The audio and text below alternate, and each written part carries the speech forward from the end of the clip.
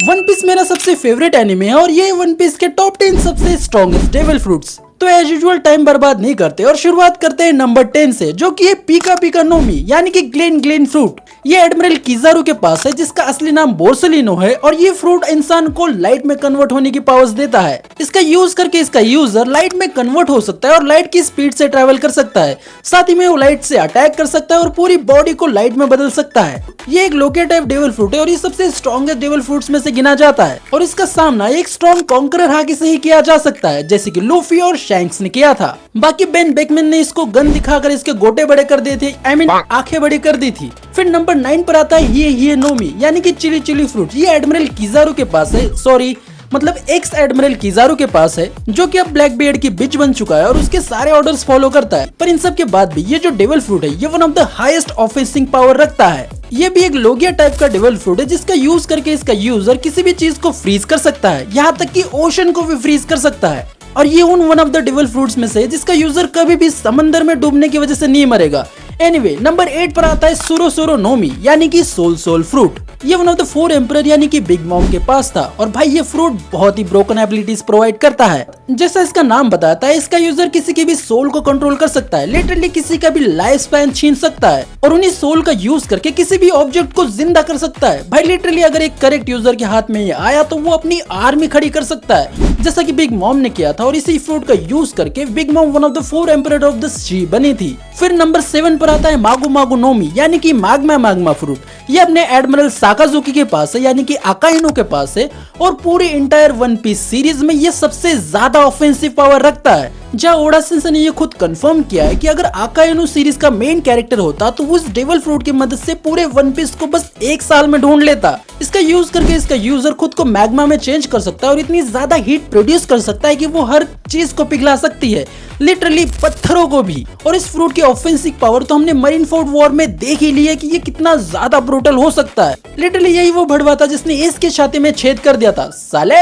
फिर नंबर 6 पर आता है गोरू नोमी यानी कि ट्रेमर फ्रूट। ये पहले व्हाइट बेड के पास था पर अब ब्लैक बेड के पास है। जहाँ इस फ्रूट के बारे में ये भी कहा जाता है कि अगर इस फ्रूट को इसकी फुल पोटेंशियल पावर पे यूज किया गया तो ये पूरे के पूरे वर्ल्ड को डिस्ट्रॉय कर सकता है। इसका यूज करके इसका यूजर लिटरली साउंड को ब्रेक कर सकता है, यहाँ तक कि एयर को भी ब्रेक कर सकता है, और इतनी ज्यादा पावरफुल वेव्स जनरेट कर सकता है जो कि पूरे सी में सुनामी ला सकती है। जहाँ भाई व्हाइट बेड ने कभी भी इस डेविल फ्रूट की पावर को पूरी तरीके से यूज नहीं किया, पर अब ये devil fruit Marshall D Teach यानी कि ब्लैक बेड के पास है।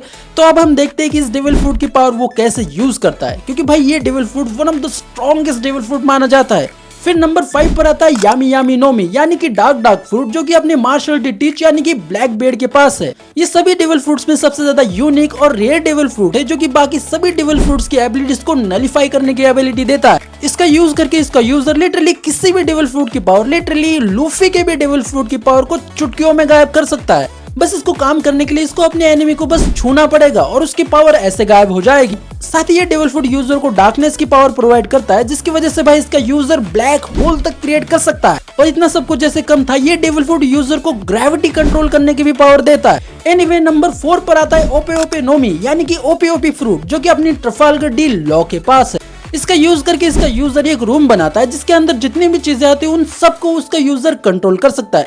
वो जैसे चाहे वैसे उसको रीअरेंज कर सकता है, यहाँ तक कि डिस्ट्रॉय भी कर सकता है।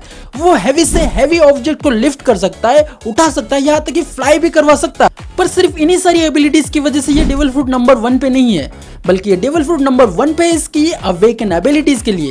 जब ये फ्रूट अवेकन हो जाता है तो भाई इसका यूजर किसी एक और इंसान पे सर्जरी परफॉर्म करके उसको लिटरली इमॉर्टल बना सकता है। इस सर्जरी में यूजर की जान चली जाएगी, पर लिटरली जो दूसरा पर्सन है भाई वो इमॉर्टल बन जाएगा। और इसी वजह से इस डेविल फ्रूट को नंबर 4 पे रखा गया है, और इसी वजह से वर्ल्ड गवर्नमेंट इस फ्रूट के पीछे भाई सालों से लगी पड़ी है, और इसके ऊपर भाई $5 मिलियन की बाउंड्री रखी गई है।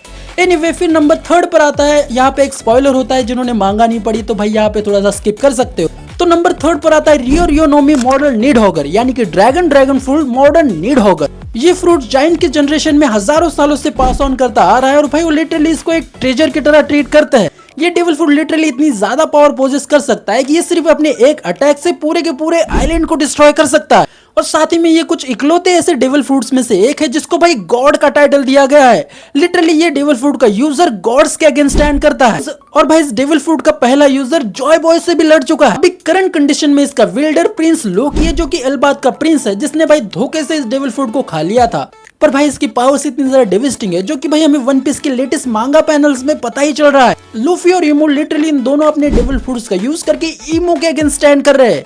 ये डेविल फ्रूट इतनी ज्यादा पावरफुल है कि ये ईमो को टक्कर दे सकते हैं, जो कि पूरे वर्ल्ड का रूलर है। इस डेविल फ्रूट का यूज करके इसका यूजर एक ड्रैगन में ट्रांसफॉर्म हो सकता है, जो कि आइलैंड से भी बड़ा ड्रैगन होता है। और फिलहाल के लिए हमें इसकी और एबिलिटीज अब तक पता नहीं चली है, पर आने वाले पैनल्स में हमें इसकी एबिलिटीज जरूर पता चलेगी। फिर नंबर 2 पर आता है अपने ईमोसमा का devil fruit, the devil fruit. इसको अब तक कोई नाम नहीं दिया गया है, बस इसको डेविल फ्रूट कहा जा रहा है। इसका यूजर लोगों को कंट्रोल कर सकता है, लोगों को इमॉर्टलिटी ग्रांट कर सकता है और लोगों को अपना गुलाम बना सकता है। साथ ही में एक ट्रू डेविल फ्रूट है, जिसकी वजह से इसका यूजर भाई डेविल की तरह स्पेल कास्ट कर सकता है, लोगों को कंट्रोल कर सकता है, माइंड मैनिपुलेशन कर सकता है और इसकी पावर को यूज करके पूरे के पूरे आइलैंड को हिस्ट्री से ही वाइप आउट कर सकता है। ईमोसमा का डेविल फ्रूट इतना ज्यादा पावरफुल है कि भाई लोकी और लूफी मिलके भी इसका कुछ नहीं बिगाड़ पा रहे हैं। ये वन पीस का अल्टीमेट विलन है, तो भाई इसका डेविल फ्रूट सबसे स्ट्रॉन्गेस्ट तो होगा ही। और फिर फाइनली नंबर 1 पर आता है हितो नोमी मॉडल निका, जो कि अपने मंकी डी लूफी के पास है। ये fruit literally god tier abilities possess कर सकता है, इसीलिए इसको गॉड का नाम दिया गया है। और इसका यूजर भाई लिटरली एक गॉड में टर्न हो सकता है, एक गॉड बन जाता है। जब ये फ्रूट पूरी तरीके से अवेकन हो जाता है तो इसका यूजर एक गॉड में कन्वर्ट हो जाता है। इसका यूजर लिटरली रियलिटी को रीराइट कर सकता है, फिजिक्स का कोई भी लॉ इसके सामने काम नहीं करता, किसी भी ऑब्जेक्ट को आसमान से ला सकता है। इसका यूजर अपने आसपास की पूरे एनवायरमेंट को कंट्रोल कर सकता है और इस पावर्स की लिमिट बस इसकी इमेजिनेशन है। जब वे लूफी का गेयर 5 इसका बस अवेकन फॉर्म है, फुल्ली अवेकन फॉर्म नहीं है। जब ये फ्रूट फुल्ली तरीके से अवेकन हो जाएगा तो ये डेविल फ्रूट इतना ज्यादा पावरफुल होगा कि भाई गॉड्स को हरा सकता है, ईमो को तो पटक के मारेगा। इसका यूजर लिटरली गॉड में कन्वर्ट हो जाता है, जिसपे कोई भी फिजिक्स का लॉ काम नहीं करता और इसका यूजर जो चाहे वो कर सकता है। बाकी आप अपनी लिस्ट कमेंट्स में बता सकते हो। मेरा ये वीडियो आपको कैसा लगा वो भी कमेंट्स में बता देना। मिलता हूँ जल्दी एक नई वीडियो में, तब तक के लिए बाय।